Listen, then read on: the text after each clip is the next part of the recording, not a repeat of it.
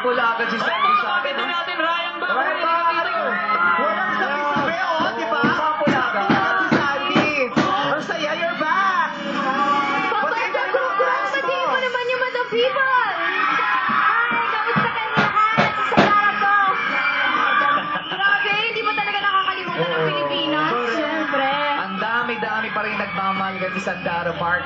Pero Sandy, bakit ka ba ngayon nandito sa Pilipinas? Ano bang meron? Gusto ko mag-celebrate ng Valentine's Day with my friends and syempre kayo. Yeah. Namiss ko kayo. We love Dara! Ako rin, mahal ko rin kayo. Bukas pala, may fan meeting ako sa SMX Convention Center.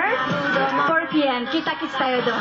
Oh, SMS now. Free entrance 4 p.m. Bukas, Nagwawala 4 ng Twitter. p.m. Kanina pa. Sa Travel Tour Expo 2015 at the SM Convention Center, Pasay City. Makikita niyo si 4 Sandara p.m. dyan! 4 p.m. At pasalamatan mo ang talent coordinator mo, si Ryan ba? Manager ko.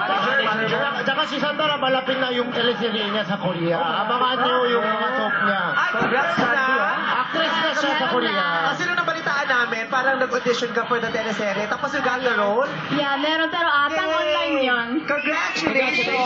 Abangan niyo yung teleserye niya. Sandara, maraming salamat sa pagbisita mo dito sa Showtime. At halatang love na love ka ng ating mga magkapiso, di ba? Pati may mga fans ko sa Twitter, kanina pa sila nagwawala. Init na init na. Ang Mga dami niya Twitter sa labas fans. na hindi makapasok. Ganon, sige, bukas na lang tayo makita. Ayan. Dahil naman sa Sandara Park, i-group hug natin siya. Happy birthday! Ganda ni Sandara. Bait pala. Tapos, saka parang manikin ang yan. Si Sandara, nung nasa Korea ako, binigay niya ako ticket ni concert ni Sai. Sampo. Idol mo. Kasama ko mga pamilya ko dahil kay Dara. Kaya, thank you. Maraming salamat Sandara Park.